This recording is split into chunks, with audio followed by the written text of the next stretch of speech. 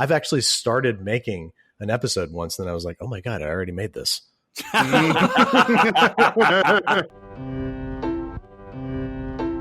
Welcome to SinCast, presented by Cinemasins.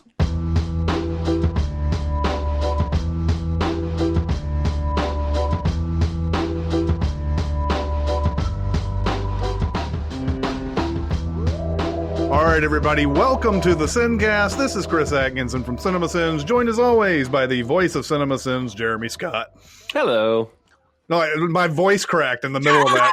It's like, Jeremy Scott! Jeremy Scott! Also joining us is Barrett Scher, as always, music video sins guru. Yeah, hello. And we have a very special guest with us today. Woo! His name is Andrew Ray. You may know him as Binging with Babish, or just Babish. Yay! Yay. And the reason sort of why he's on is because we share a multi-channel network right here in Nashville, Maiden Network. What the fuck, dude? Come on, shut up. Oh yeah, I shouldn't have said that. That was on the I apologize. We'll cut that up. So yeah, we're really just kind of meeting each other right now. This is the first time we've gotten to talk to you. Yeah, thank you so much for having me, guys. And yeah, we have this strange behind the scenes incestuous relationship. I'm sorry I phrased it that way. Yeah. No. No, I totally agree. I totally agree. We are down with incest references on this show, believe me. That's correct. And now that we nowadays, nothing. Sorry. But now that we've met, Andrew, the first thing I want to say is, you bastard! You, I'll let me get into it, man. You make some dishes on Binging with Babish that are impossible for someone like me who is lazy and impatient to make, and B, delicious as fuck. There's no way that those food items that you make aren't like 100% the best thing you've ever eaten in your life. What do you have to say for yourself? Well, first off, I'd say that's why I launched Basics with Babish. It's a cooking program for the newcomer to the kitchen. I invite you to check it out. Try some of our easy to follow recipes and fun. I don't know. I'm not very good at pitching, so I'm gonna stop. Oh no, you were killing it. Good. You were doing absolutely perfectly with that. Right, but I ran out of words. Do you ever happen to you? Just run out? I do. And I will contest. First off, thank you. You flatter me. And second off, I will hotly contest that because a lot of the stuff that I make is fucking gross. And I try to be super. I try to be super honest when I make things and they don't come out good. 2 weeks ago, I made, or three, I don't know, like a month ago, I made Troy's casserole from Community, and I worked my cute little ass off to try and make it taste good. I made a rainbow tomato terrine, and I made savory cheddar donuts, and I made cheese crisps, and all their manner of things to try to make like a good version of this Hot Pockets pizza roll. What was the other thing in there? Dorito casserole. And lo and behold, I couldn't do it. And so I mean, I appreciate that, but there are as many failures on the show as there are successes, and I try to show that because I think that makes it a little bit more accessible. Like if this doofus can do it, surely I can give it a try. Well, I have seen a couple where you're like, yeah, this isn't the best. You did something with that Keenan and Kel thing, like it was I guess it was a remedy for being sick or whatever. I guess I don't know if you've seen that episode or if it was somebody pitched that to you or whatever. No, I had seen it. I had it recorded upon VHS when I was a child because I would record things and watch them until the tape broke. Like that was my nice. thing. I rewatch things the way most people listen to music. I just over and over again. And I was obsessed with Keenan and Kel back in the day. So I remembered that episode immediately when I was like, what the heck? I'm sick. What do I do this week? Because I actually had COVID. Really? Wow. Oh, no. And no, I'm happy I did. I got the antibodies now. I can do whatever. Fuck off. And yeah, I was like, first off, I have no energy and I can't smell or taste anything, because that's one of the fun side effects of COVID, is that it robs you of those two of your senses. And not in the way, how normally when you get the flu, you can't breathe through your nose. So you're like, you can't taste anything for a few days. I could breathe clearly through my nose. And I was burying my nose in a can of anchovies, or sardines rather, and I couldn't smell anything. Wow. It was so bad. Wow. And then to not be able to taste. And also I feel like my sense of taste is still a little wonky. Chocolate, I have to focus on chocolate to actually taste it. Would you believe that? Interesting. Wow. Weird. So anyway, I'm getting off track, but that's a smoothie, yeah, I made because not only did I want to cure myself, but also as soon as I thought of cold cures from pop culture, the first thing I remembered was this thing I'd seen over and over and over again when I was a kid. And apparently it worked. Yeah, totally. Here you are today. I can't recommend that you try it at home. Yeah, it reminds me. It reminds me of a Beverly Hillbillies episode, believe it or not, where like the Granny Clampett thought that was claiming that she had a cure for the common cold. And the bankers all got like really excited about this, like even more money. Oh my God, they're already super rich, so this is going to be even more amazing and everything. And it's this awful, awful, awful tasting liquid. And it's like, well, as long as it's not just the same, advice you always get, which is drink a lot of water, have a lot of rest, blah blah blah blah blah. By the end of the episode, Granny's like, you drink this and then you do all those same things that you would normally do with a cold cure, a quote unquote cold cure, and it's not really a cure at all. It's just doing the same thing that you would normally do, drinking this awful liquid. And that's our Beverly Hillbillies moment for the day.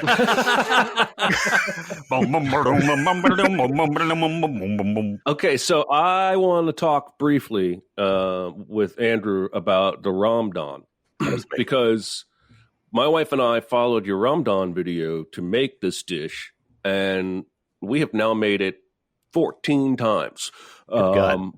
It's become a staple. We love it. And I'm curious, A, if there's anything you've ever made that was for a video that you like so much to become a regular thing that you make for yourself. And B, do you ever revisit in your mind recipes and think of ways that you might have tweaked them? And I only to say I have started adding a soft-boiled egg to my Ramadan, and I can't go back now. And I just wanted to share that video has changed my life, and I'm very thankful for it. Well, that's very nice. And soft-boiled egg in Ramadan, that's a pro tip, ladies and gentlemen. Hang on to that. That's money in the bank. There you go. You want to know the actual truth is that when you ask me questions about past videos, I instinctively, I opened up my list of episodes so I can be like, shit, which one? Because I have a horrendous memory. And sometimes I've actually started making an episode once, and then I was like, oh my God, I already made this. That's funny because we actually were going to do at one point in this podcast a segment of quizzing Jeremy of which movies we've sinned or not, and to see if he could actually. Yeah, my memory's pretty bad too. Well, I'd be in real trouble if anybody ever did that to me. A lot of the dishes that from binging, I would say, do not make it into my repertoire because they're overcomplicated and often don't have a very good payoff worth all the effort. Because they're featuring things from pop culture that are crazy or silly, people seem to enjoy when I go way over the top. Like nobody was asking me to make bagels from scratch when I made bagel sandwiches from Steven Universe. No. No, he certainly wasn't making bagels from scratch, but it was an opportunity to make bagels from scratch. So generally things don't make it into my day to day. I'm thinking that's pasta alla olio. That dish I love so much because it's so simple, and I have a tattoo of it because it's such an important dish to show. It's given me the most experiences and the most growth, I think, and also has inspired, I think, the most home cooks to try it. I've been tagged in hundreds, if not thousands, of photos on Instagram, people saying, I tried cooking for the first time. This was so simple and it was so good. And it's because it's 7 ingredients that come together to make something greater than some of their parts, which when you're starting out in the kitchen is really empowering and really exciting. Yeah. And this is the pasta recipe from the movie Chef. Yes, right? correct. Yeah. It's basically just garlic, oil, red pepper flake, parsley, lemon, pasta, salt, pepper, water, and Scarlett Johansson. And Scarlett Johansson. Not complete without your Scarlett Johansson. Or just whoever's in the room who can just like undress you with their eyes when they take their first bite. And you got Jon Favreau to do a foreword in your book. Yes, which I'm just as surprised as you are that he did that. He's been kind enough to be like kind of a Hollywood sort of mentor to me. He wrote the foreword to the book. He had me come to the set of Mandalorian. What? Which I don't know how much the seasons come out now, so surely all the NDAs that I signed don't matter anymore, right? Yeah, it's been up for a while for sure. Except for the fact that somebody was an asshole, like Pedro Pascal, like totally shunned you when you asked him questions. That's the only thing. That's the only thing. No, everybody there was super nice, and he told me to come by the set. Basically, this was back in October when I was on my book tour. And I was stopping in LA, and he told me to come by the set because I wanted to drop off a gift for him for having written my foreword. I had a knife and a carving fork made for him, and they're very lovely things made by Houston Edgeworks. Shout out to Houston Edgeworks. And I'm not very good at staying on track with stories. I'm going to try my hardest right now. So he invited me over, and he was like, "Oh, come by the set. We're shooting Mandalorian." And I was like, oh, cool. Yeah, I figured he was going to be in his office and we'd hang out. They're full on in production. Carl Weathers was there. Gina, what's her name? Gina Carano was there. And I had a crush on her way back. So that was startling to see her in person. And then, he takes me into the incredible sets that they've built, not just the practical sets, but they have this unbelievable set extension cyclorama. I don't know how else to describe it. It's basically a gigantic screen that is 360 degrees enveloping, and they can use it with a camera to extend a set and to make I've seen this that look absolutely real. Like It's crazy. Like, I didn't realize this is like starting to, I don't know if it's like full on in use, but like, it's basically the future, of how they're going to be doing these things now. And it does look absolutely real. It looks, he showed me a couple of composited shots, and it does look completely real. And I was there in October before the show came out, and he showed me, he brought me to this cockpit that was, up on the hydraulics doing all the crash landing stuff with the actor in it. And Mandalorian's sitting in it. And first off, I'm freaking out like, oh my God, the stunt double for Pedro Pascal's right there wearing the mask and everything. And he stands up and takes off his mask, and it's fucking Pedro Pascal. And then he pulls this thing out of his lap, and it's fucking Baby Yoda. I saw this thing before anybody knew it existed, and I had to keep it a secret. I can't tell you how hard that was. I bet. God, you saw Baby Yoda before. You could have dropped some hints. You could have dropped some hints, like hell no, I'm not going to get sued by the Disney Corporation. Are you serious? Yeah. Like randomly, like everything. Wouldn't it be great if there was like a younger version of Yoda? Like, that would be awesome. And then it just shows up later, 6 months later. Whoa, nailed it. Yeah. Exactly. And So he's always played this kind of like mentor kind of role where he's offered me a lot of wonderful advice about just what it means to be a storyteller, be it, in the capacity of Jon Favreau, reaching hundreds of millions of people and touching lives on a global scale, or whether you're just making a cooking show that's just fucking around with some dishes from pop culture. Can I swear on this show? Mm-hmm. Oh yeah. Yeah. Oh God. We encourage. Please it, fucking swear. Right. Butt stuff.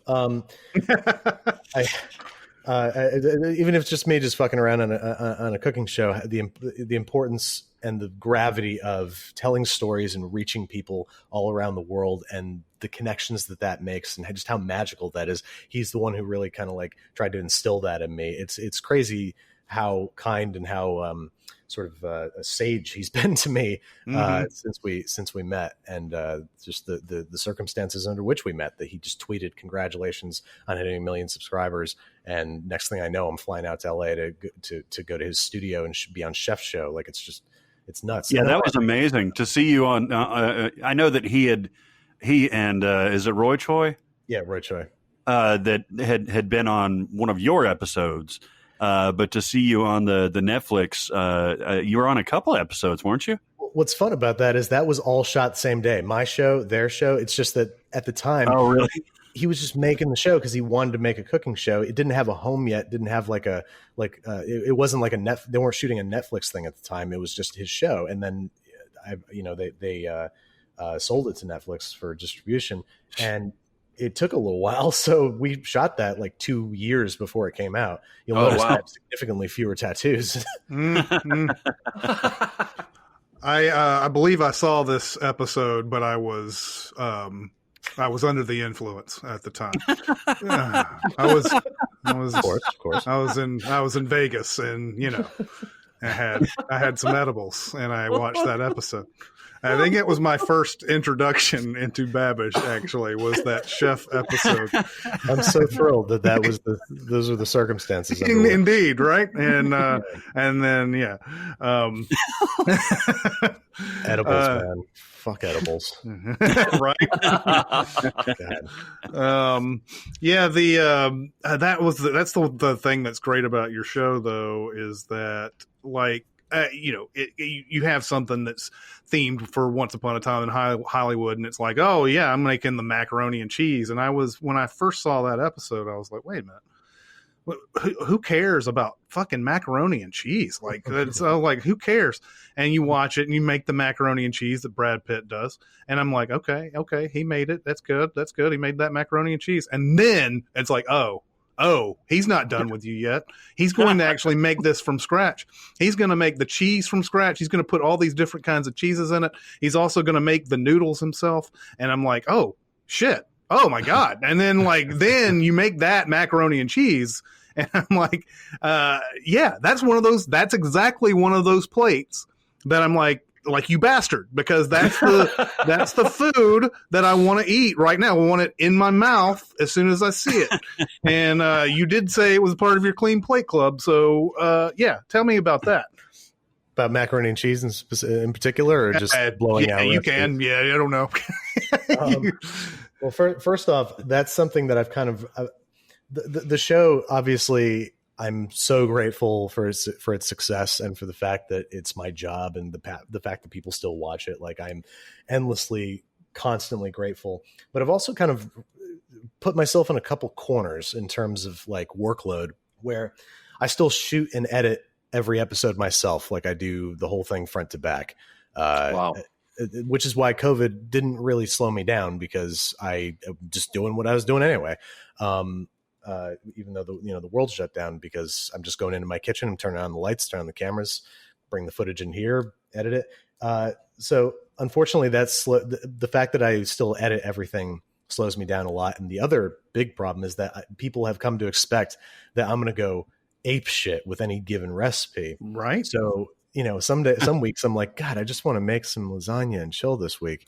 But gotta try to, keep pushing the envelope, which I'm not complaining, but sometimes I'm like a little shy on ideas and energy to figure out, how do I make SpongeBob's peanut onion ketchup sundae, something really truly gourmet.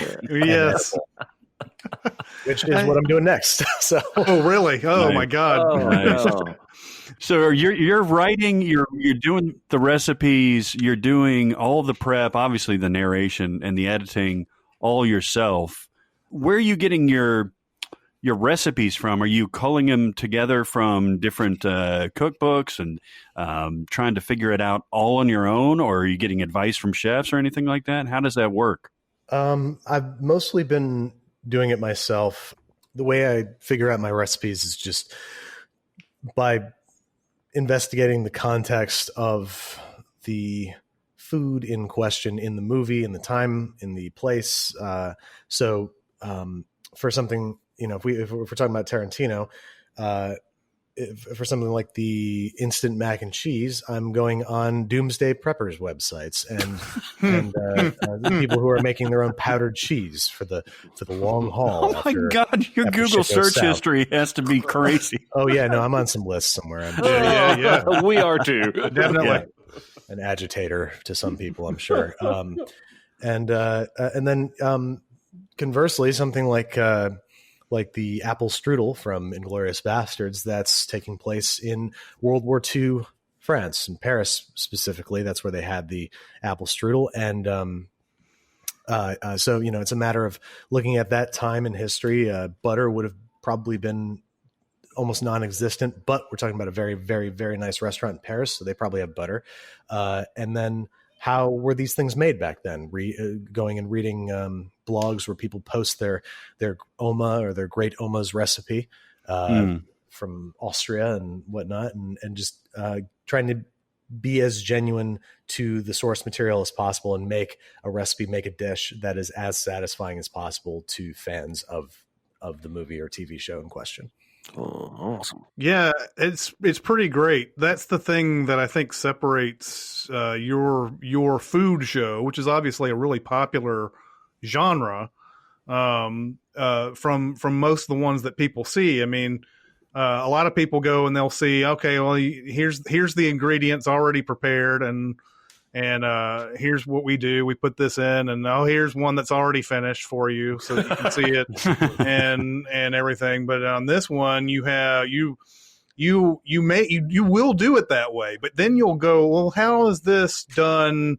If you couldn't go to a store or something and you had to make this whole thing from scratch, and it's a fascinating process to see you go through all of those things, like making hot dogs. Like, I would have never, ever thought about, like, you could just do that at home, make your own hot dogs. I certainly don't recommend it. Well, you had some casualties, right? Did you lose your food processor in that? Oh yeah, no, food processor, rest in peace. It burnt out the motor because the only way to really make true hot dogs at home is to make an emulsification of fat and water. That's how you get the really smooth texture, the snappy kind of, not the casing. The snappy casing comes from using pork casings, which is, I believe just intestine. So yeah, the only way to get that true hot dog texture is to emulsify ice into meat as it is being ground and blended. And you need some heavy machinery to do that. Your food processor, just, even though I got a good one, it ain't going to cut it. Well, and I can't remember what it was called, but you had this one thing where you're like, this is completely unnecessary, and the machine cost $2,000, and so why would anybody buy that? Most episodes, and I'd probably say something like that. and you said, why would anybody buy that? And then you're like, well, by the way, it arrives on Thursday. Oh yeah, no, see, that's the biggest mistake I think I've ever made in my life. Really? No, definitely not the biggest. The most expensive mistake I've ever made in my life was buying that home freeze dryer, which I have, and I'm staring at right now angrily. It's about the size of a car. No, it's how big is it? What would I compare it to? It's like a small clothes dryer. It's not small. It weighs, I think, about 115 pounds. Jeez. So it's like very, very difficult to lift by oneself. Wouldn't recommend it. Team lift. And it's is about as loud as just running a high-powered vacuum cleaner in the room.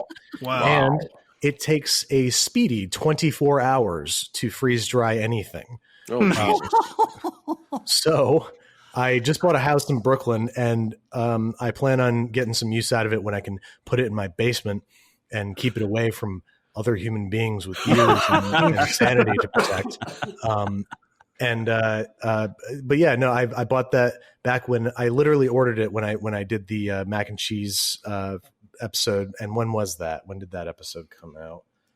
4 months ago. That came out in February, and it has not seen one lick of use since. Oh wow! No. I was just trying to think, like, what do you freeze dry? Like, what is a common use for freeze drying? Common use for freeze dry. It's you can freeze dry damn near anything. You can't freeze dry things that are pure fat, like you couldn't freeze dry butter. But it's actually pretty cool. The process of freeze drying is basically putting food in a vacuum. So that's one of the reasons it's so expensive. It is a vacuum chamber that also can reach temperatures of negative 50 degrees Fahrenheit. Oh, damn. Jesus.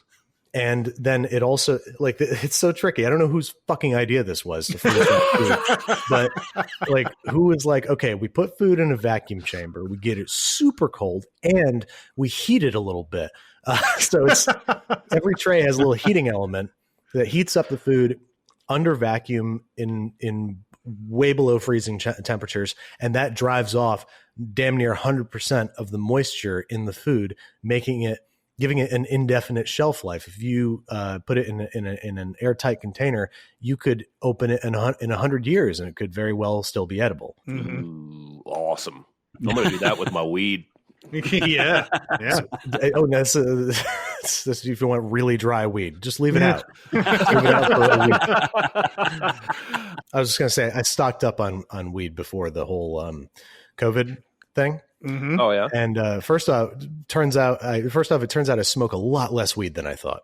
Oh, there you go. I bought like 2 ounces of weed. I bought like 2 big freezer bags of weed, and I've maybe smoked, I don't know, 2/8 worth. And it's all dry, and it was a huge waste of money. And anyway, go ahead. You went 2/8 before you went 1/4. I think that's fascinating.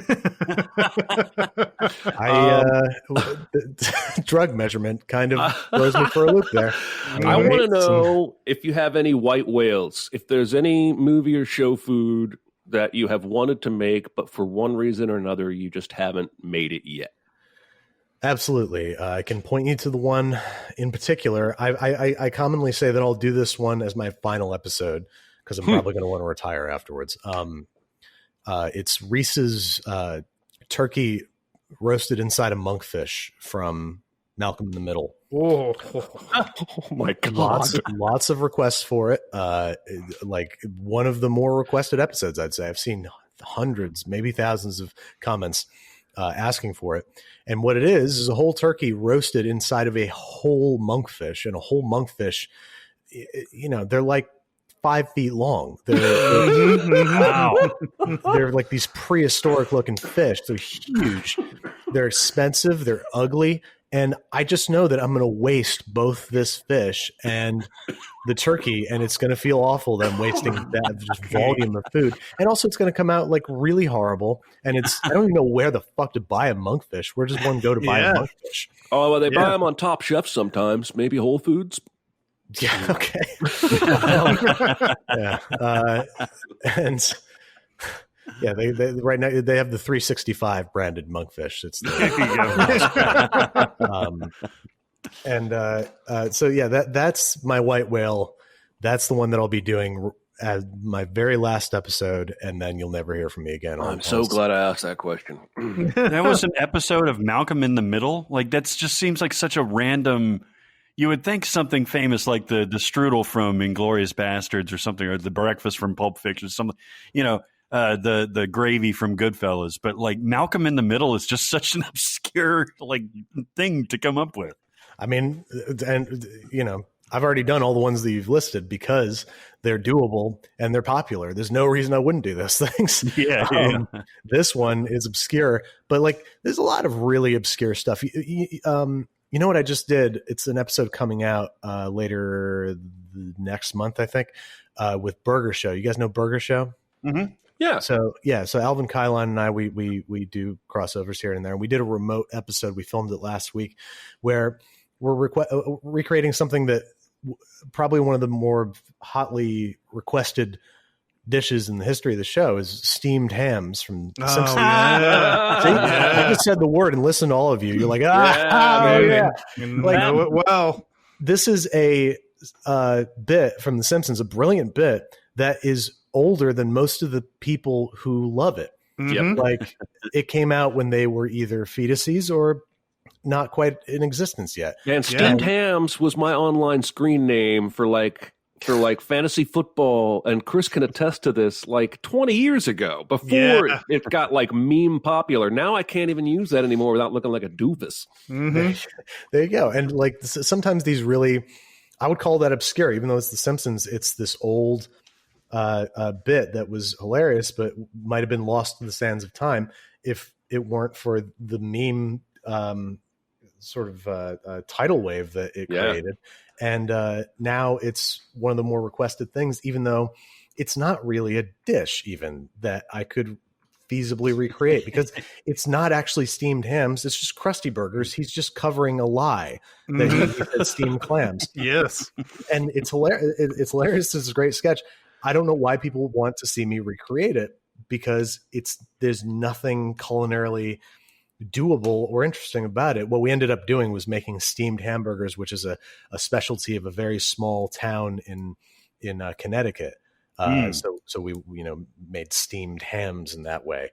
That's the best thing we could really do is pay tribute to it, not really actually recreate the food. Right. Is that the place that has them in individual like little plates and things trays, like that? And they put in special. I saw that on Guy closet. Fieri. It's weird. I don't understand the logic behind it, and I can see why it didn't catch on. It's interesting. I actually watched an episode that you were on of the Burger Show where you went to the guy that's basically like the museum, right? Yeah, and got and Jeremy will know this well. They did the what is it called? The Lacey. The Juicy. You called it the Lacey Stacy. It's the Lace burger, common in Central Illinois. Jeremy, you know this type where it goes over the bun and like it's crispy on the outside and all that stuff. Yep. And that Big was one of those burger. times I had like a Chris moment where I was like, I want that in my mouth right now.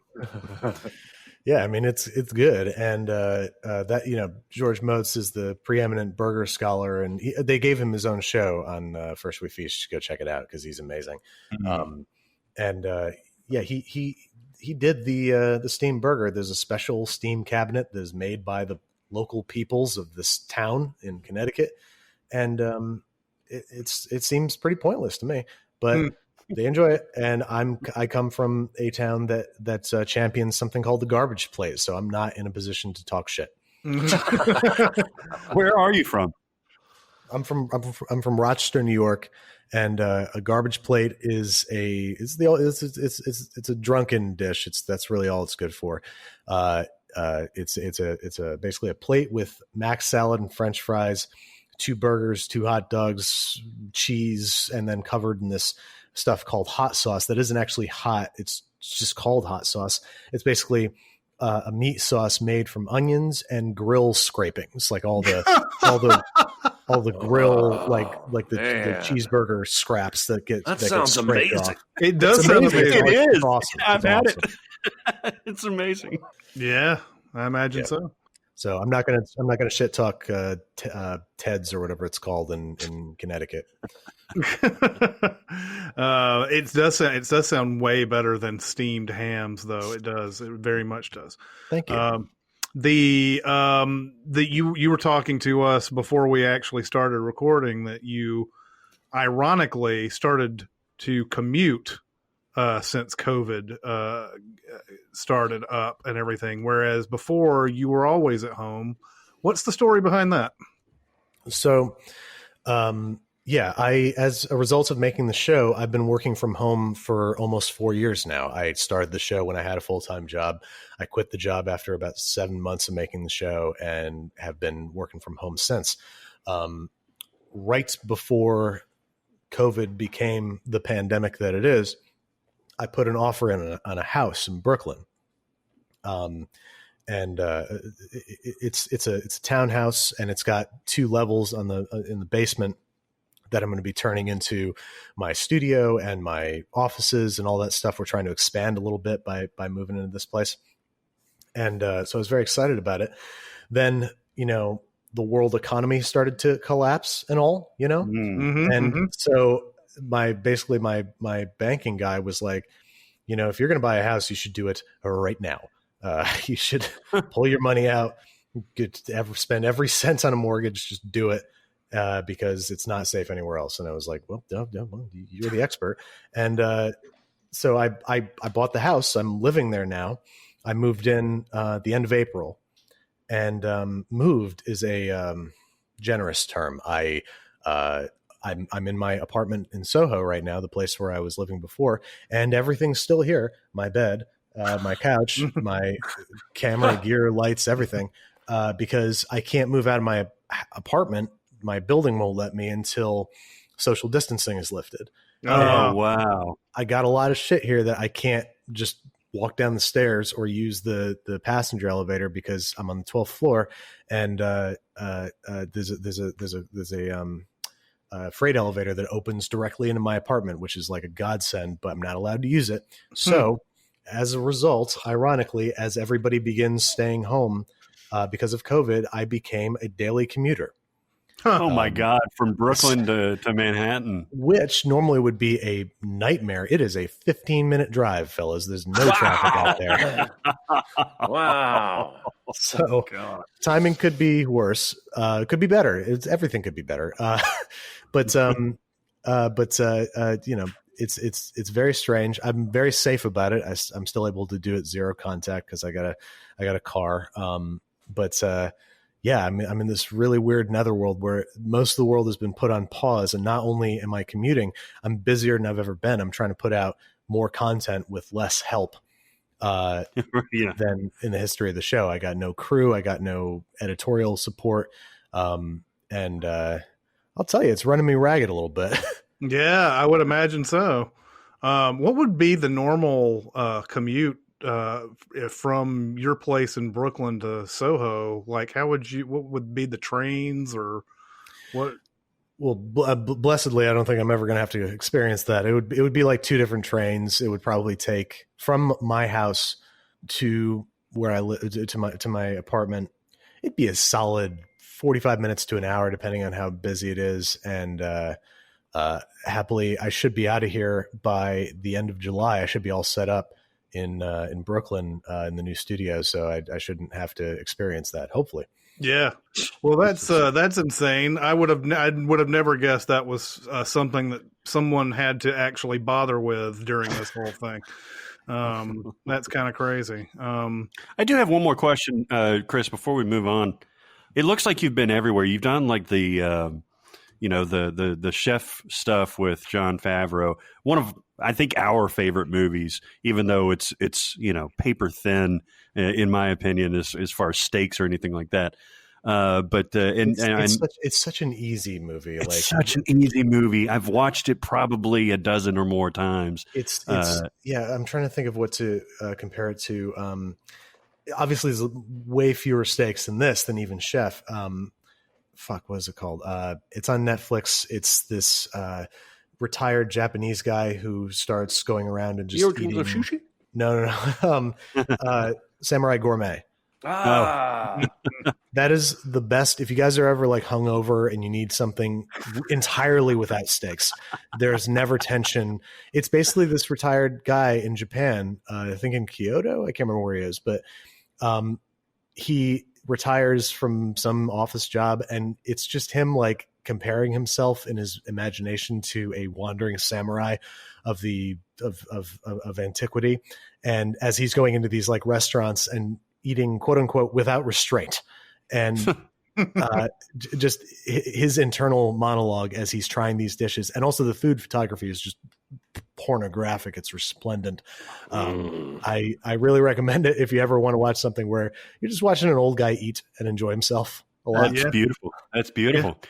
Speaking of Japanese guys, one of the things that I saw that you were able to do is go to meet Morimoto, which must have been like kind of, I don't know where you fall on the comic side of things or the chef side of things or acting side of things. You're kind of in the middle of all that stuff, but it seemed like that was a real like moment for you to meet that guy. It was extremely intimidating. He is the nicest guy unless you work for him and you're fucking up.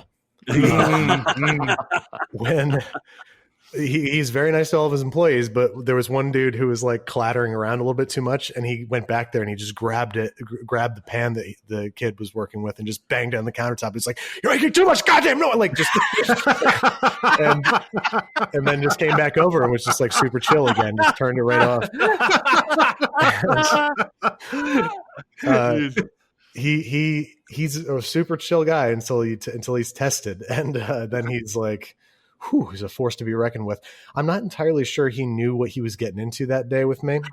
I think that, his social team thought that it'd be a great idea for him to come on the show. And so I think he was a little put off at first when he saw what we intended to do with his beautifully prepared, expensive, totally fish.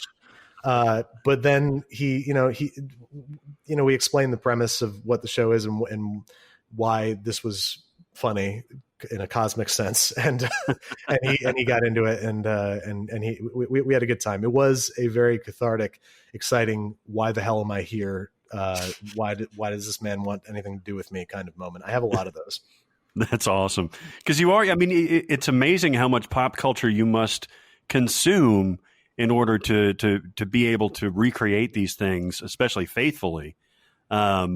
But you also have so much work that goes into the preparation side of this and the execution of this too. Did you get like a formal culinary training or anything like that? No, I just always have been kind of a manic hobbyist. Just would spend my evening hours just trying to get better. I always thought I was a great cook until I was about 24, like 22, 23, when I had a kind of a come to Jesus moment when I had some friends over that I hadn't seen in a long time, and they were staying in the city at my apartment, and I was like, I'm going to make you guys the hangover breakfast of your dreams. And they wake up the next morning all bleary-eyed and needing this, they want the greasy spoon experience, and they come out and I'm making quail egg crostini with shaved asparagus and truffle oil. And they choke one down, and then they're like, "Is there a diner nearby?" We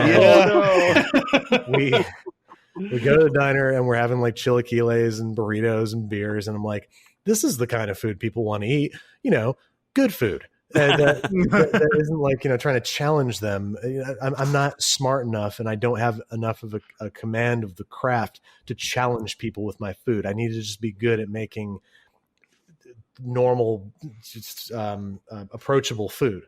And so that's when I sort of shifted my focus on like just trying to make the best macaroni and cheese I could, the best beef stew. Like, that's way more impressive, I think, when you're a home cook, to just like knock somebody's socks off with something that, they think they have a clear idea of or might be bored by. So it's all just been a lot of practice. And a lot of people have asked me, like, are you going to go to culinary school now because you have the time and the resources? And I'm like, no, because I want to stay a home cook. I want to stay somebody who is learning right along with you, the audience. Like a lot of the time, I'd say 80% of the time when you're seeing me make something on the show, I'm making it for the very first time. Damn. Oh, wow. So if I'm screwing up, I'm showing you because I want you to avoid my pitfalls. Awesome. Yeah, that's a cool thing is when you go through these things and you're like, I really should have done this instead. And, and then, this would be better if we did it this way and whatever. And it's always like really cool. Like it's not just polished, it's not a polished thing. And there's something fun for that. It's fun for that. Thank you. I mean, that's kind of like you were mentioning Food Network before, and I love Food Network. I grew up, learning from Alton Brown and Michael Chiarello and all the, the sort of first class of great Food Network hosts, Mm. and but at the same time, most average TV cable cooking shows are showing an extremely polished product. Not only the production, but also the makeup and the way the food comes out looking, and the fact that we're in this person's perfectly appointed New England bungalow or whatever the fuck. and it's, I think that's intimidating as a home cook. I don't think that like I think they're trying to show, oh, it's easy. Look at how perfect this came out. But it just comes off as intimidating. You got this perfect TV person showing me how to make something. Ina Garten, like basically like chops a cauliflower within 15 seconds and has it all perfectly prepared. And the mise en place is completely clean and everything too. One of the things I have noticed, my wife likes to sit down Sunday and watch all the Sunday cooking shows on the Food Network. So I think, I don't know who comes first, but there's a run of like Pioneer Woman, and then God, she creeps me out. Girl Meets Farm, which is a cute show. But the Pioneer Woman is making new episodes during the pandemic with her kids filming. And she's making a lot of mistakes and like cussing and bleeping it out. And it's like this whole new side of her show that made me want to watch the show with my wife now, because it's a lot more human. Exactly. I think I think that's something people have discovered by the advent of YouTube cooking shows, is that, just because you're on TV or just because you're on a cooking show doesn't mean that every time you touch something, it turns to gold. And every time you try to take on a recipe, it comes out perfect on the first try. Cooking is messy. Cooking is full of mistakes. I don't care who you are. I mean, unless you're, like Grant Schatz or Dan Barber or something like that, who, you have a Michelin star to your name. Yeah, maybe everything you touch is coming out pretty good. But most people, it's so encouraging to me to see chefs that I admire make mistakes, because it reminds you like, okay, it's okay to make mistakes. They're learning opportunities. Yeah.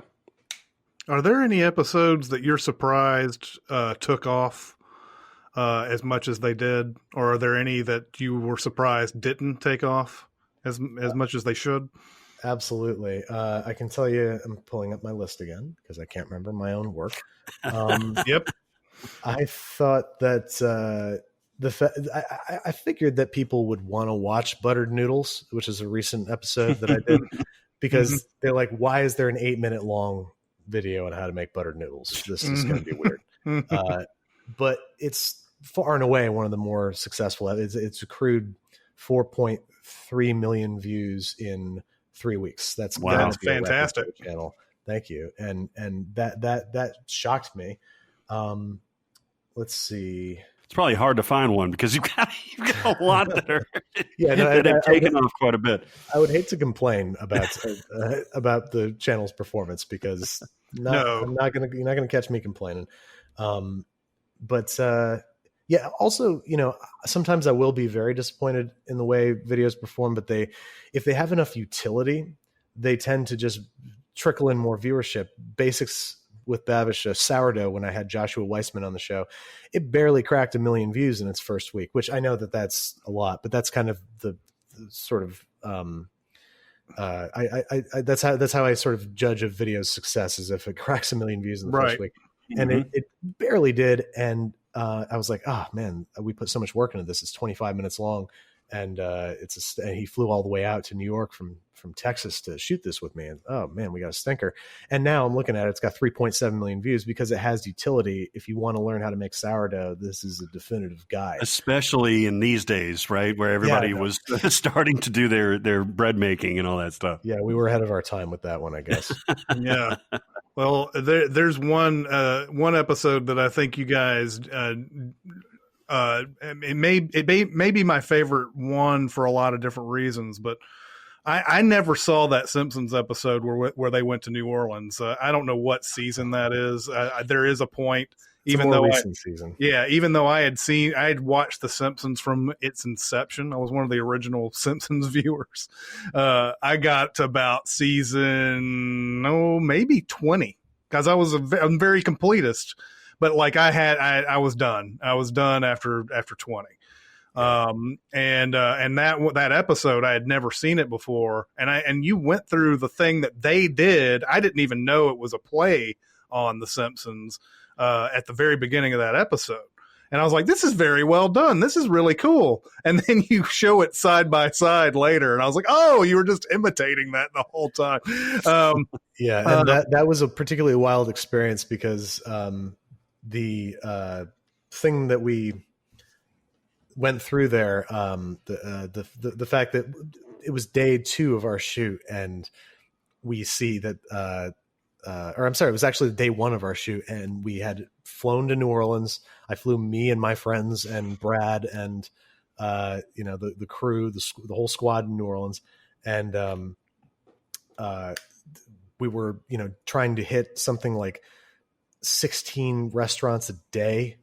In the sweltering August heat, I can't remember what month it was in, but it was so unbearably hot there, and the only way to really get around was walk, because all these restaurants were in such close proximity, and a lot of them were in the French Quarter, no parking, just And as we're walking around, one of us digs up that these girls, I can't remember their names because they're very Nordic. I can't remember their names. Right. But they had just uploaded a video like days before we had gotten there, of them doing the exact same thing. And it was catching fire on Reddit, and it was getting put all over Eater and then Entertainment Weekly. And we were like, well, shit, what are we even doing here, guys? Yeah. Well, fuck. This? Yeah.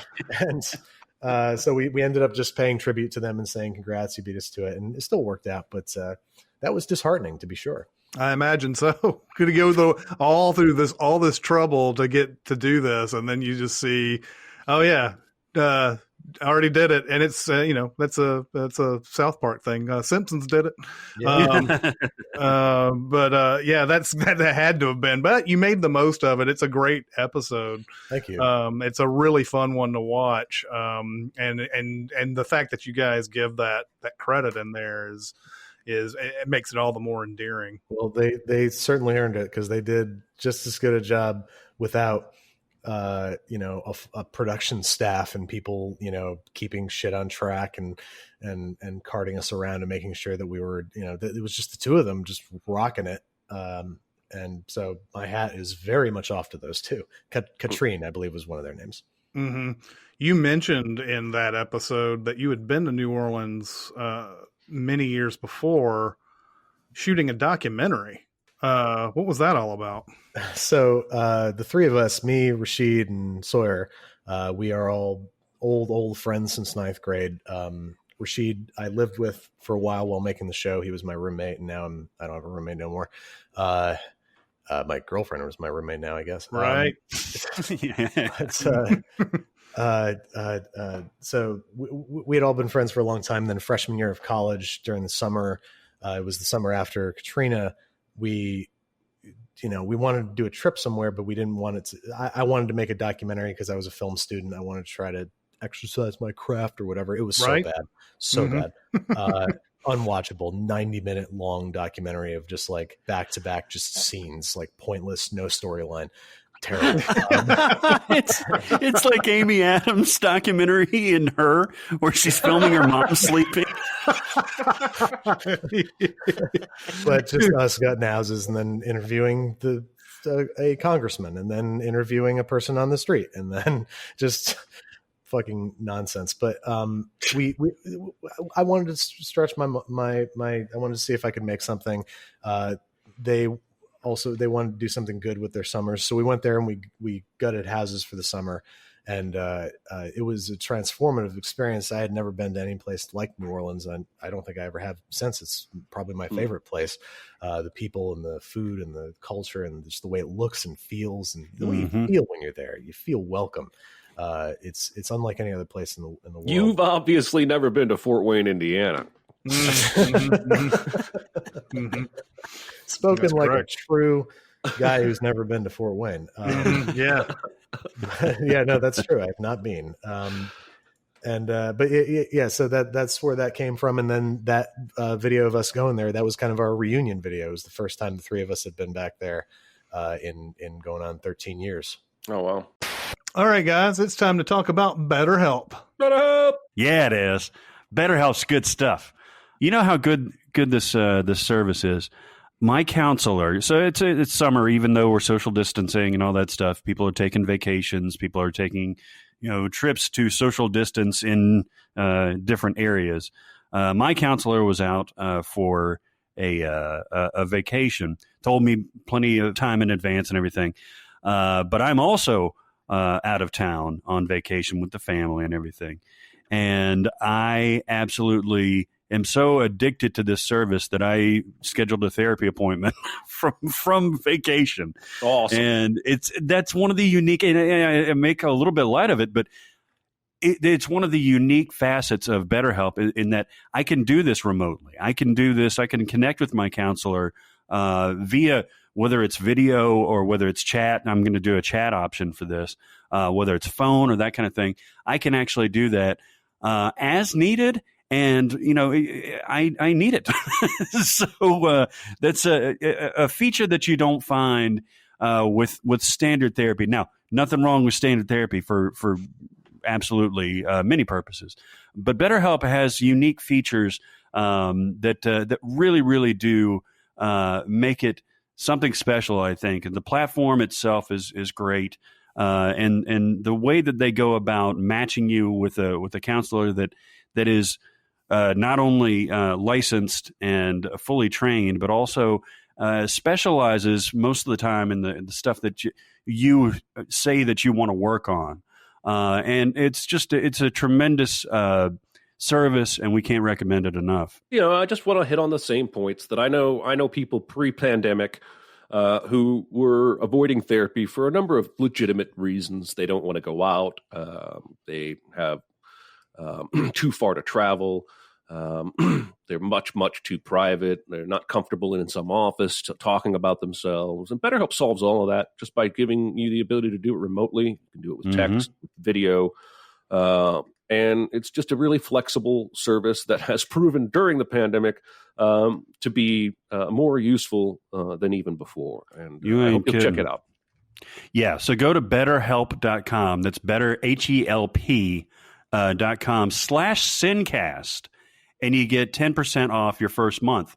And that first month, man, make really good use of that because that's really going to set the tone of, how your therapeutic process goes. They do have a feature to where if you don't vibe with your therapist or you feel like, this is not the type of person that can help shepherd me through my journey, you can switch counselors until you find somebody that you're right for.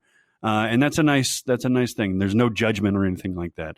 No punishment or anything like that. So go to betterhelp.com/SinCast. And baby, that's 10% off your first month. Do it. If you feel like you need it, go ahead and do it.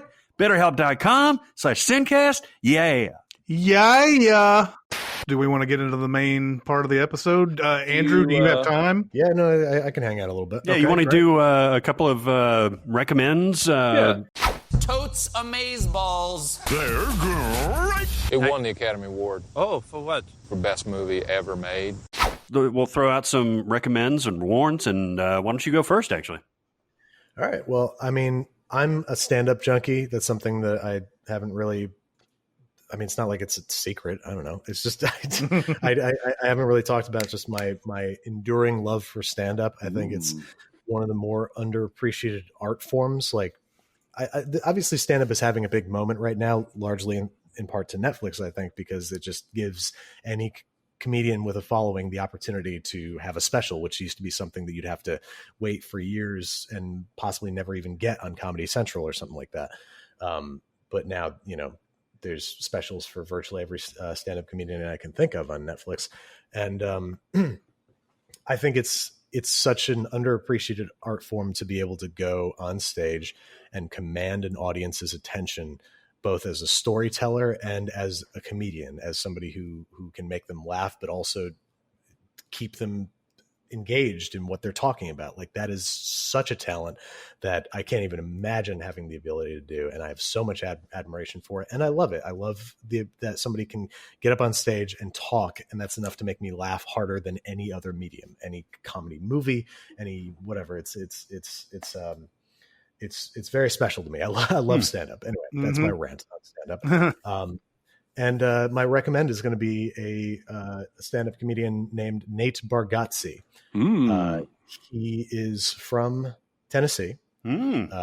So there you go. He is basically this very kind of, he's got this very sleepy-eyed look and sound. He's very, very low-key, but he's one of the more, if you listen to the flow of his jokes and the delivery of his jokes, he's one of the most talented stand-up comedians working right now. He has a command of his craft that is unbelievable, and he's got a bit at the end. Obviously, I'm not going to be that guy who tries to do a stand-up bit. Not going to be that asshole.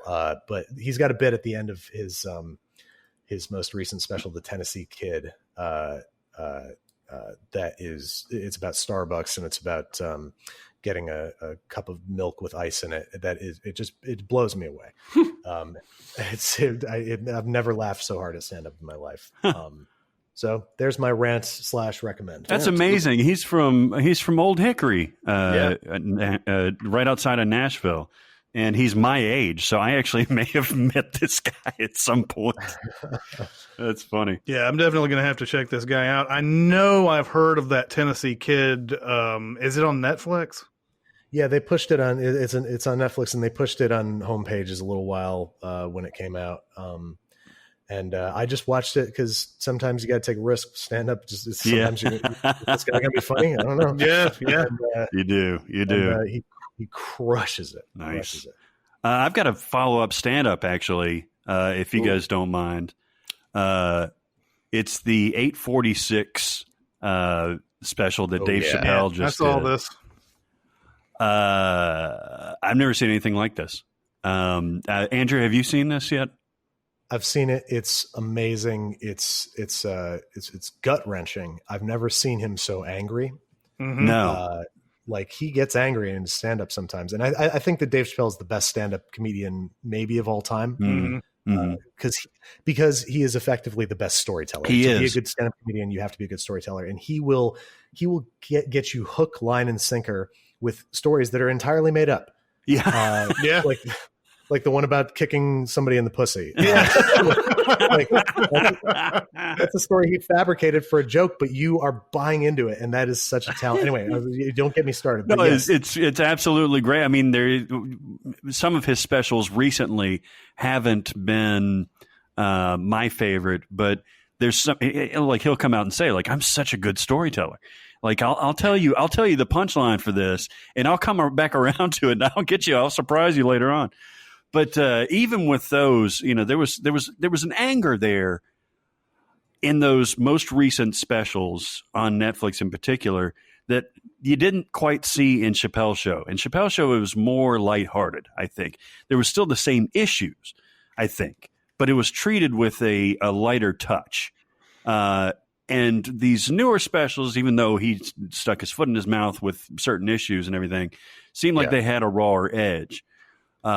This special, which is on YouTube, it's weird. It's a Netflix channel on YouTube, and I think it's about 26 minutes or something like that. But it's called 846, and the 846 refers to the amount of time that the officer was on the neck of George Floyd, and it will absolutely. You're not going to laugh, but the fact that it was filmed after COVID, the fact that it touches on all these current events, the fact that he goes through history of the reasoning behind these protests is just absolutely fascinating. And he tells it in such a way that you won't be able to take your eyes off of it for the entire length of it. It's unlike anything I've ever seen before. Yeah, it's almost like a speech more than a stand-up routine. Yeah. I honestly cried when he was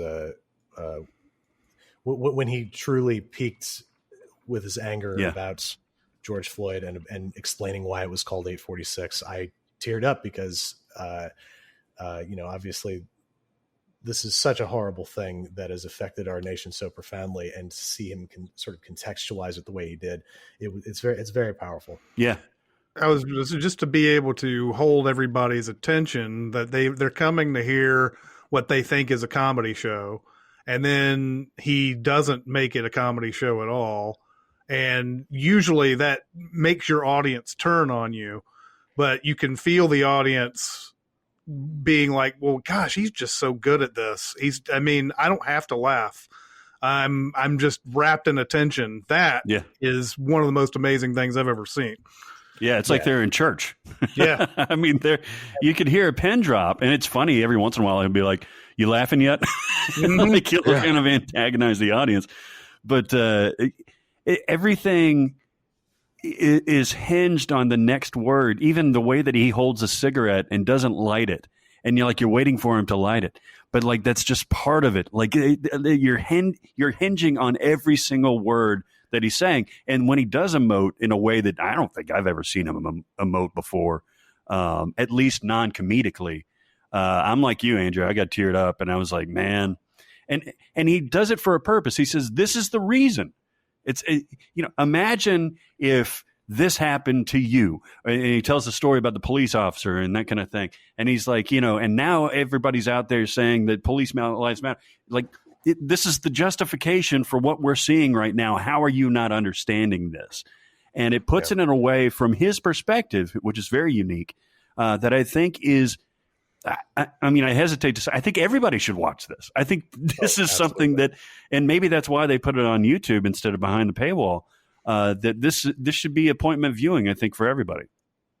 Absolutely. And to speak to your point about him having become, having gotten more of an edge in his stand-up since Chappelle's show, I think that's a number of things. Not only is he more in command of his craft, like he's so confident that he can go out there and explain what he's about to do and you still won't see it coming. Yeah. But also I think the fact that in almost every special, he's like, fuck it, I'm Dave Chappelle. Like I can say, I can do this or I can whatever. And I think that he's got that confidence that he has such a unique voice and perspective and has such unique things to say that he's not afraid to say them. And I think that plays very much into what you're talking about. Yeah, you see it's almost latter day Lenny Bruce-esque, although Lenny Bruce couldn't keep people's attention because they were coming for a comedy show. But he would start getting into these rants about like the government and court systems and all that, and he wasn't able to get people on board with what he was saying because and yet he's able to somehow is some sort of art form that I think we'll have to study that 846 for a lot of reasons over the next few years. Just how in the world is he able to pull off what is essentially a magic trick in that thing? I mean, I appreciate your guys' love for stand-up because I really, even though it's having a moment right now, I think stand-up kind of ebbs and flows in the public eye. It had a big moment in the 90s and then it kind of went away. Now it's having a big moment. I hope it doesn't go away because I'm hoping people are starting to see it. I'll give you a quick stand-up tip. It's on Netflix from 2007. It's a 2-part special from Robert Wall called Assume the Position. And he goes into a college campus and basically deconstructs everything you've ever been taught about American history, about how Paul Revere was not only the first guy to make the ride, he was like the third guy to make the ride. But the history books don't teach you that because the guy who made the ride's name was Bissell and it didn't make as much sense and didn't rhyme like Paul Revere. It's like half comedy, half history lesson, rewriting everything you ever thought you knew about American history. And it's riveting. I love it. It's one of my favorite specials. He's great. The whole bit about Yankee Doodle and everything. Oh, you've seen it. You know it. Oh yeah, no, I saw that when I think that first came out on HBO back in the day. Yeah, it did. And I remember watching it right around when my parents first got HBO, and thinking I shouldn't be watching this. It's brilliant. It still holds true to this day. That's another sign of an amazing comedian is making timeless stand-up. Like that's a rare thing. Yep. He was probably in his 14th season of Arliss at the time. That's why he was Andrew, thanks for coming on. Where can people find you? What books do they need to get from you? Well, you're not under any obligation to get any books. You are under obligation. After you listen to this, you must buy it. That's actually something I've been very careful about. You've never heard me say like or subscribe in my videos. If you're going to do it, you do it of your own recognizance. Yeah. Nice. My name is Andrew Ray. I make a show called Binging with Babish and Basics with Babish and Being with Babish. They're all shows on YouTube where I show you how to cook or other things. And I recreate foods from movies and television. And I have 2 books out. The first is called Eat What You Watch. It's kind of a coffee table book. And the other is called The Binging with Babish Cookbook. And it's the first 100 recipes from the show. Can you tell that I've said this a few times? Yes. I have heard this. I have heard this before. I'll recommend a movie called Fail Safe. Came out in 1964, directed by Sidney Lumet.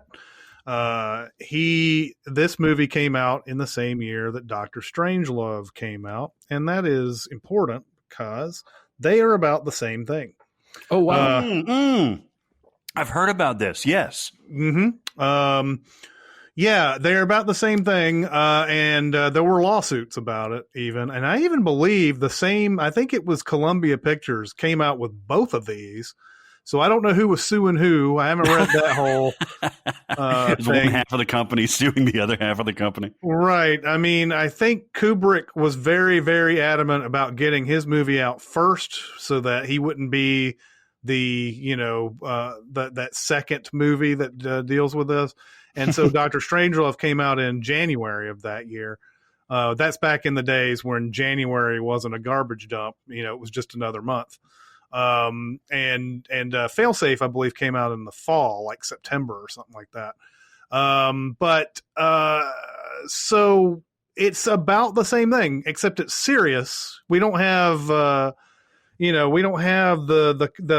comic timing of Peter Sellers, and we don't have Slim Pickens and all these people who are characters in this whole thing. I mean, there are characters, but they're not like, mugging for the camera or anything like that. But it's the same deal. There is a system in place for a bunch of pilots who are flying around, and basically, like, if there's any issue where they need to go to a safe place or whatever, they get a command from some sort of command center or whatever. And everything is being computerized. I mean, it's so funny looking at a movie from 1964, and they're talking about the problems of what might happen if you let a computer decide everything. It's one of those great things where they put in so many, and they put in so many fail safes in these whole things that there's no way of overseeing if the last resort is failing or not, because you can keep on putting in fail safes, but like it's always going to be, there's always going to be an issue at some point. Like, you can't have a perfect system of checks and balances and everything. And while somebody is being while a senator is being shown around in this command center, there's like one of the computers has something go out, and they're like, oh, well, that's easy to replace, no big deal. And they put in this replacement for whatever this computer is running on. Something happens where the command module, in response to this one thing flaming out, sends a code to one of the airplanes that says you need to bomb Moscow. And there are all sorts of different protocols that they have to go through. First, it's the code, and then it's they go to their secret, their safe, and they open up the book, and the book says, this is what you do. And they're like, I don't think this is, are they serious? Because this is a last resort. This means Moscow has shot nuclear weapons towards us and has hit New York and has hit Los Angeles. And like, how in the world is this possible? Why would they even why would they do this? Because the big discussion here, as you may remember from Crimson Tide, is if Russia shot nukes, then we'd shoot nukes and there would be nuclear winter, and life on Earth would not be able to exist on the planet. And so like it actually behooves the two nations not to ever get into nuclear war because of that reason. So the idea seems absurd, but they have been told, here's the code. You need to do this. And you need to also, because there's fail safes, you need to make sure that you cut off all your communications, because somebody could imitate the president of the United States over a radio call. So they have fail safes that prevent you from actually responding to a president calling you and saying you need to stop. Don't do this. And this movie goes through a whole bunch of stuff where you are certain that you know where it's going to go. Especially if you've seen Dr. Strangelove. You remember in Strangelove, they end up making the order to shoot the one airplane down. They shoot a lot of airplanes down, actually, in that one. The Americans are like, well, we might as well just go ahead and shoot down these planes, and we'll avoid a bigger catastrophe from them attacking and everything. But they miss one, and that's the big deal with Dr. Strangelove. And you're certain you know where this one's going. But there are some moments in here where you're like, okay, all right, this is how this is going to get resolved. Nope, that's not how it gets resolved.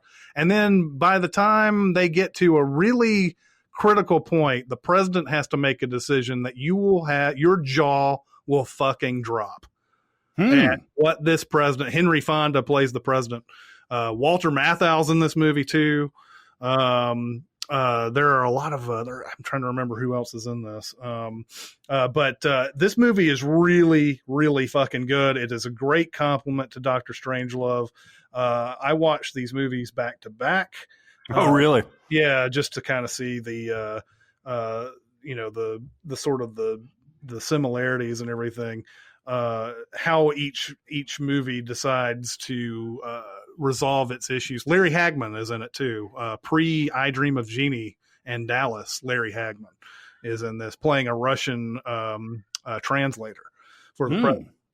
But yes, your jaw will drop at what the president decides, what they have to do. And this movie is, yes, it's the more serious version of what you saw in Dr. Strangelove. It's not the most famous version of what that is, but it's an 8.0 on the IMDb. It's well known for a lot of people. I just had never seen it myself. So I'm on the Wikipedia page for another reason I'll tell you in a second, and I decided to scroll up, and my jaw did drop when I saw what the president decided to do. I've now spoiled the movie for myself. But also, it says that it was actually Kubrick and the author of the book Red Alert that sued because they were adapting Red Alert. Kubrick was. And this other film, Failsafe, came along. Same studio. Kubrick was mad, told Columbia Pictures, my movie has to come first. And then he turned around and sued for copyright infringement, and they settled out of court. Yep. But there you go. Yeah, that Red Alert book was the thing that I couldn't remember on that. And there is an interesting other thing too. I believe it's what is his name? Terry George. What is his name? It's Peter George. Peter George. Peter George is an uncredited writer on Failsafe, and he's a credited writer on Dr. Strangelove. You'll see a lot of some of the same discussions, only serious, in this movie that you see in Dr. Strangelove. A lot of the same sort of little, in Strangelove, they make fun of the idea of the fact that if you think of something, the Russians are also trying to think of it, and they're trying to make it better. So we need to make our stuff better. in Strangelove, that's gone into the ridiculousness with George C. Scott when he's talking about, he's like, when they're even talking about the fact that they're going to need a mine shaft to keep everybody prominent still living while the nuclear winter dies down, and to 10 females to every male and all that, and then George C. Scott is like, but well, what if the Russians out there thinking about that, and they're making their own mine shaft, and they can make it where they can breathe more prodigiously than we do, and he's like, Mr. President, we cannot allow a mine shaft gapped. That's interesting. I don't know how this came up, but I had seen this before. This was remade as a TV movie in 2000.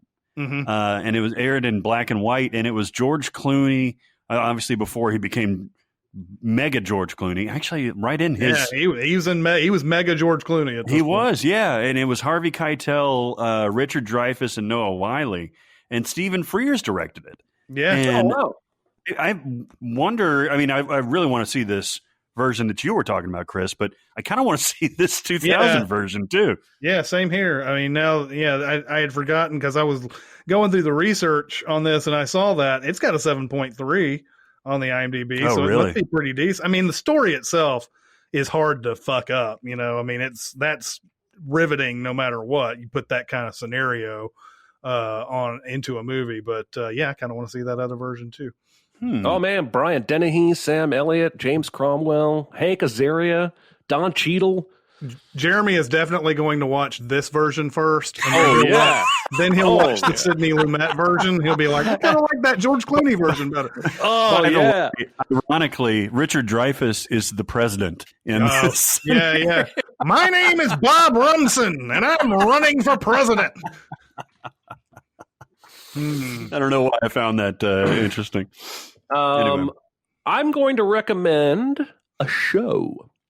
All right. This is a show on Starz that I have now seen 5 episodes of called Hightown. Okay. I believe Jonathan is watching this show. I'll have to talk to him about his thoughts because this was very nearly a wreck of Warren. Okay. Because the things about this show that are not great are particularly not great.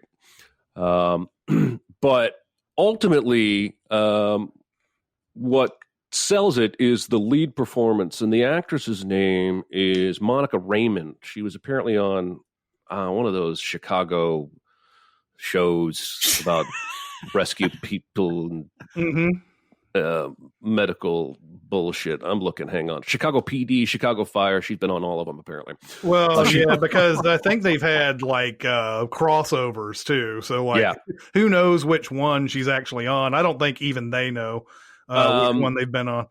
So Hightown is set in Cape Cod, Massachusetts, and it's basically sort of the Cape Cod version of The Wire, where we're following some criminals and we're following some cops. It's nowhere near as good as The Wire, by the way, but she is outstanding. Monica Raymond is her name. She's playing the main character who's got all kinds of addictions and demons. In the first episode, she ends up in a car crash and has to go to like rehab, but she's a cop. And she's also looking for this witness to a murder that she thinks is alive. And the story's all intertwined. And we've got, who's the other guy in here that you know? It's James Badge Dale is probably a guy you've seen before. If his name doesn't ring a bell. Well, yeah, and it looks like I know James Badge Dale is because he's one of those. He's one of those guys I always confuse with somebody. I can't remember who I confuse him with. He might be another one of these Jai Courtneys or whatever. But Amaury Nolasco from Prison Break is in this as well. Yes, that's another guy that I recognize. Yes, and so there are some stuff. There are some scenes that are kind of expected and cliche. There's lots of sex and nudity. If you're into that kind of thing. The writing's pretty good. You can tell there's a greater overall thing, and I'm hooked enough by the sheer power of her performance. I'd never seen her in anything. But, there's some cliches here and there. It might end up a warn by the end of the season, but through 5 episodes, I would recommend, and I'm going to keep watching it through the end. And, there you go. That's all I have to say about that. What is it? Hightown? Hightown, all one word. It's created by Rebecca Perry Cutter. And from what I can tell, she was a writer on The Mentalist and on Gotham. Okay. And so, I think it's going to continue on a good trajectory. There's some cliches, there's some cop cliches and whatnot. There was a line the one character actually said out loud in dialogue, "Don't at me, man."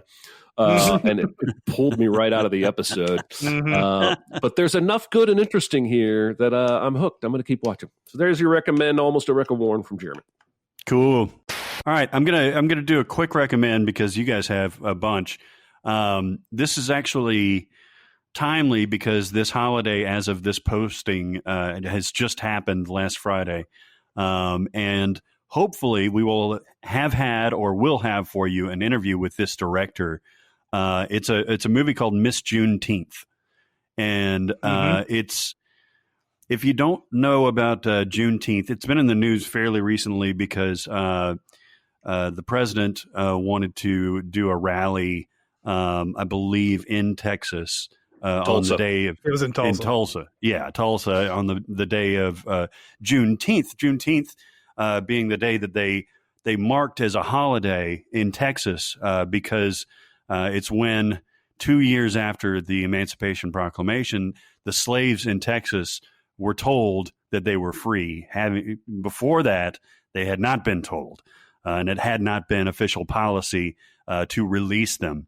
So obviously, it's a special day for Texans, especially Black Texans, and that coming up in the news recently was interesting because we did see this movie directed by Channing Godfrey Peoples, who hopefully we'll be talking to.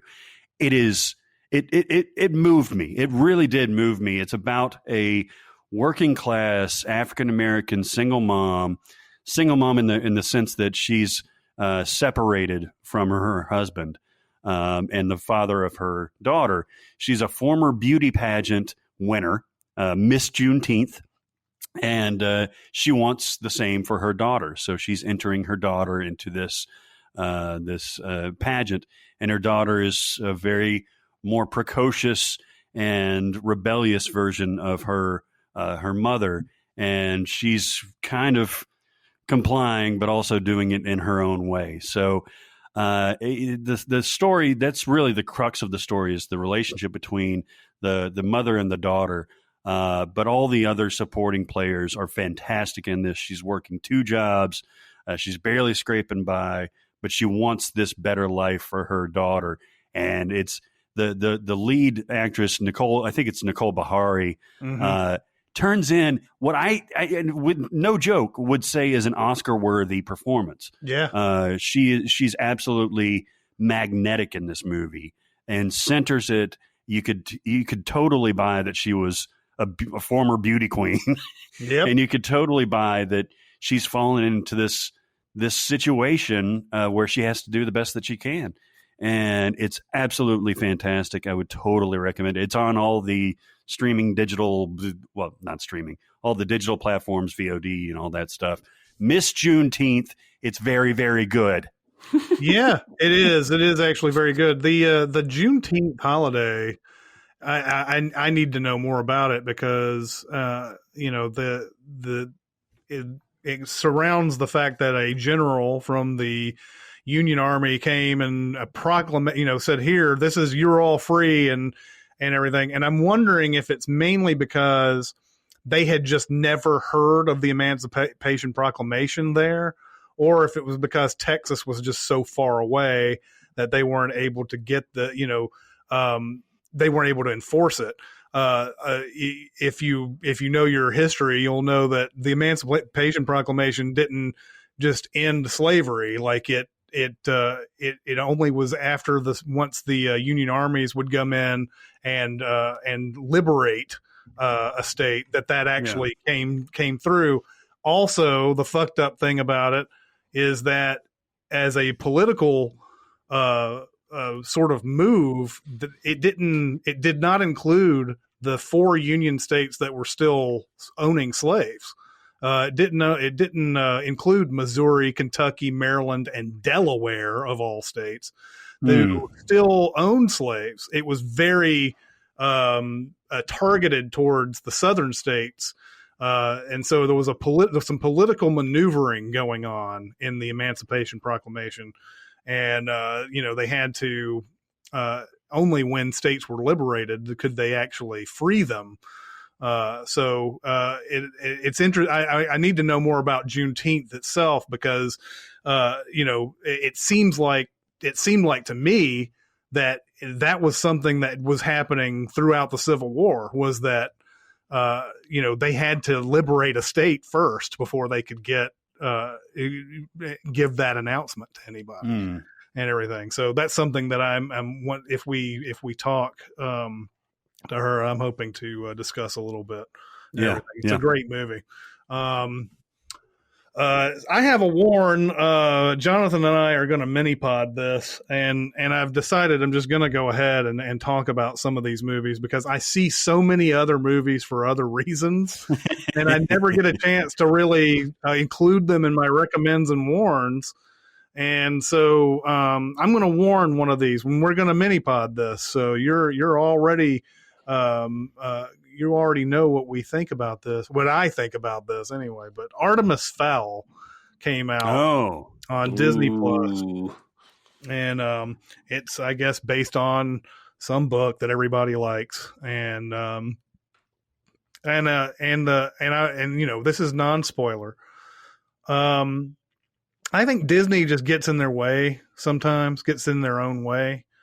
They can't seem to make a movie without it being trademark Disney. And I believe this is the same sort of thing that happens with the Marvel movies. And Marvel movies have somebody shepherding that whole thing, and they basically turn out okay. But there's also a branding issue that makes it where other directors who want to come in and make their own thing are stifled. They're stifled from doing that type of thing.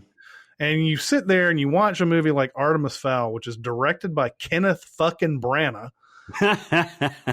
Friend of the show.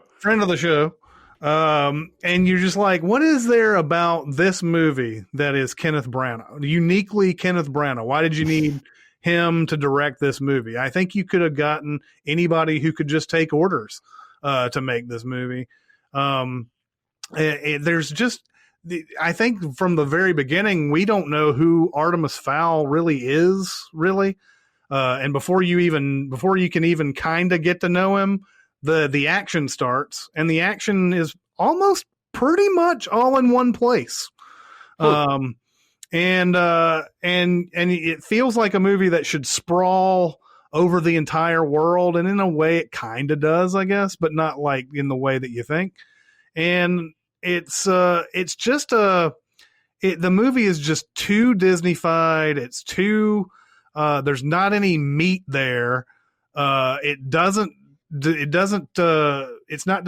distinguish itself from any other, magic, fantasy movie that you've ever seen. It doesn't distinguish itself at all. And I don't understand really why they felt the need to make this movie and make it in this way. Because it just feels like they made it so that it would fit on Disney Plus with everything else. I know this was supposed to be a theatrical release, but I think you get what I'm saying. Like like once it got out of theaters, it would go to Disney Plus, and it would just blend in with all the other things that they offer. They just can't get out of their own way sometimes, man. And it's that movie was just bad movie. Don't watch it. I had negative interest going into this, even though I've got Disney Plus and it's sitting right there. But I'm glad you warned me off, because like that probably would have accidentally happened. Like we'll throw something on for the kid, but no. Yeah, I mean, who knows? I mean, your kid might like it. I would, go somewhere else into another room and drink rum while he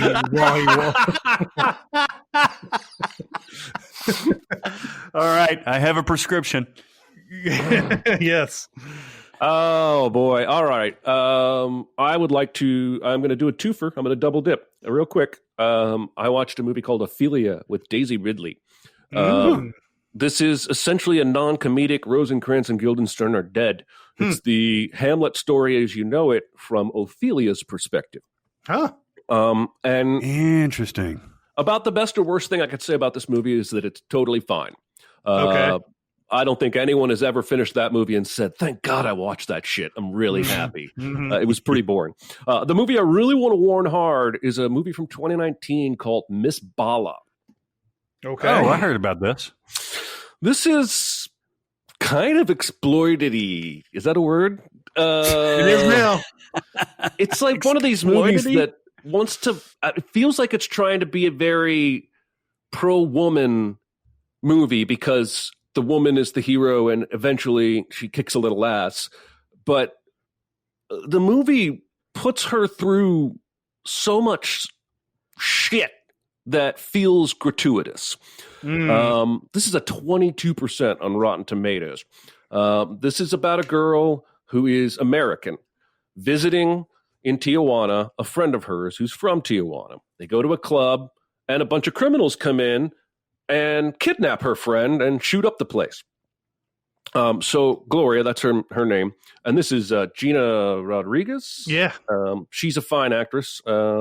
Anthony Mackie was like the only other person in this movie I recognized. So she goes to the cops. My friend got kidnapped. Well, the cops are dirty. So they take her right back to the people that kidnapped her friend. And they make her a hostage slave. And they make her help them blow up a building without telling her that's what's going to happen. They make her drive a car across the border with a bunch of drugs in it and not tell her she has to return with a bunch of guns. At one point, she sneaks away and finds a DEA agent. And, you know, he's not dirty, but he's not a nice guy. And so he wants to use her to get the cartel. And so he doesn't really pull her out. He sends her back in. And there ends up being this shootout between the DEA and the cartel guys. And they're all shooting each other, and she freaks out. So she runs over to the edge of the wall because they're in like some kind of, I don't know, bull ring or something. I didn't pay that much attention. And the head cartel guy who kidnapped her sees her helpless and crying and runs to save her and gets shot by the DEA in the process. And it bonds them together, as would happen in real life. And let's just say there's some more bullshit she has to go through. She's constantly under threat of death or rape. And in the end, she shoots the bad guy. Hooray. This feels like a Luc Besson movie. In every way. But this is a Catherine Hardwicke movie. Yeah. And I was shocked when I didn't even know that until I was doing show prep. Like, I watched the movie, hated it, was ready to talk about it, and went to look it up last night. And I was like, holy shit, Catherine Hardwicke's good. How did this happen? What has she done before? Well, she's done Twilight, but she also did 13. Oh, yeah. And she did, the Nativity Story, Lords of Dogtown and 13 were really, my point is I was surprised to see her name attached to it. But it was not good. I would not recommend it. Run the other direction, even if you have to watch Ophelia. It also looks like that Thomas Dekker kid who was in his kid. Oh yeah, he's who famously was in Seinfeld as the kid that they had to use the heighteners for to double for him or whatever. He's like, that kid's growing like a weed or whatever. Thomas Dekker, who was in that movie Kaboom that Barrett and I saw. It's wild. All right, we'd like to thank Andrew Ray for showing up again to our show. He was awesome. One day we'll actually see him face to face. We just talked to a total stranger. But what did you think? Go to SinCast presented by Cinemasins on Facebook. We're also on Cinemasins Twitter, Music Video Sins Twitter. We're on SoundCloud. We're also on Discord. And if you want to get on Discord, you can go to our Reddit page and find the link on the right side, or you can go to the private messages on Facebook and I will give you a link from there. But that'll do it for this week. It's Chris Atkinson, Jeremy Scott, and Barrett Scher. We'll see you next time. Thanks for listening. Comment on our episodes on our SoundCloud page. Check us out on YouTube, Twitter, Facebook, and Reddit. And be sure to visit Cinemasins.com.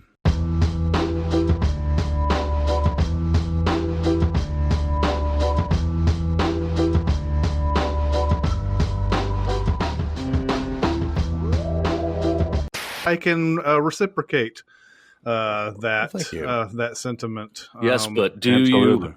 you on his cookbook like I do? Huh? I'm a terrible person. Who's the biggest fan in the room? Just egg upon This your guy. face, sir. It really is.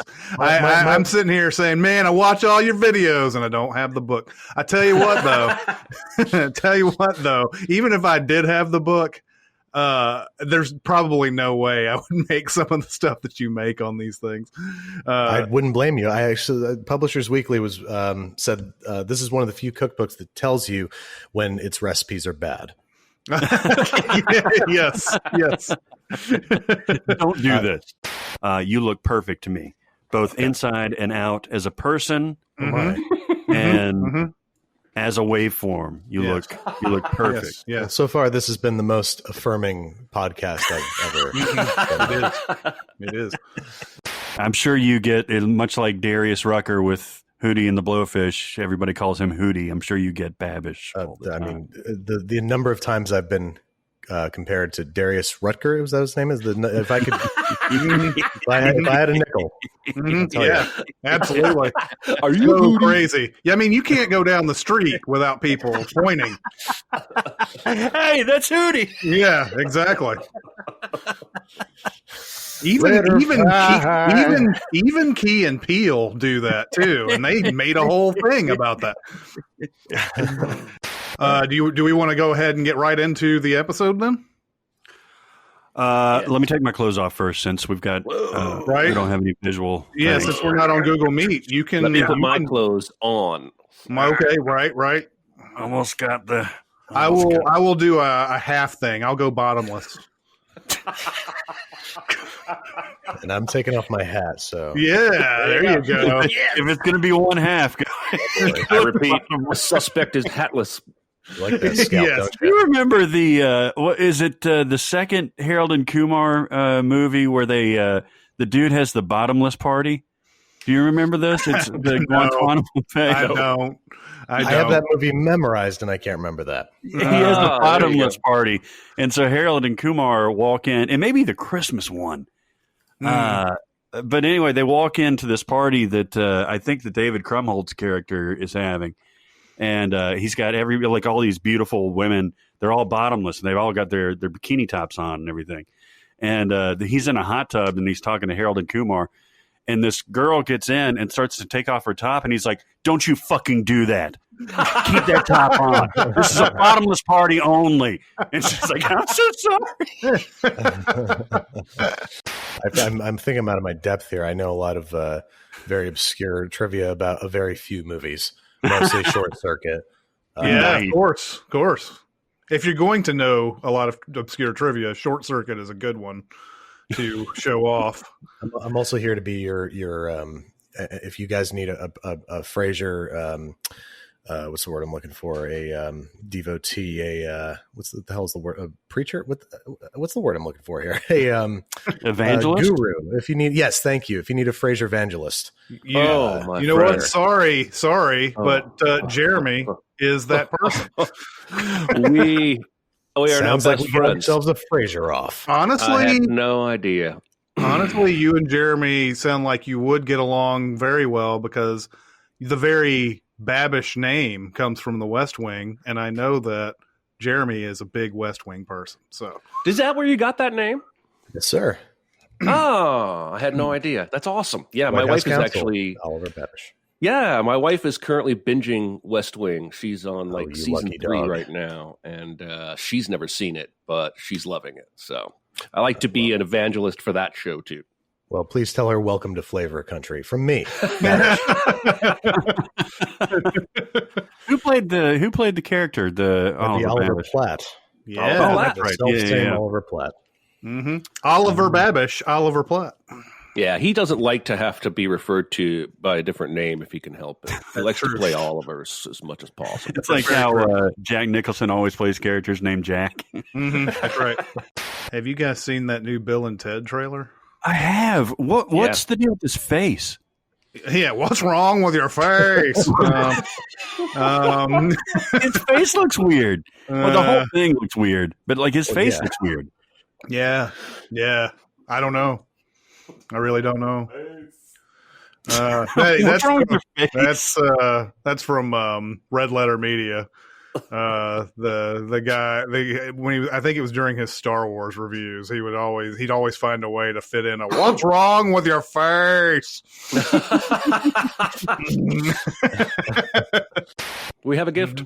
Mm-hmm. Some sort of gift. I think it might have something to do with you guys being awesome. I'm pretty sure it has to do with me being awesome. Yeah, I mean you being awesome. I think it's Jeremy being awesome. Let's just go ahead and stop it right there. The buck stops there. I got to tell you, Andrew, we are normally much more professional than this and much more prepared than this. I got to tell you, normally I'm much less professional. So I was about to say, speak for yourself, Barrett.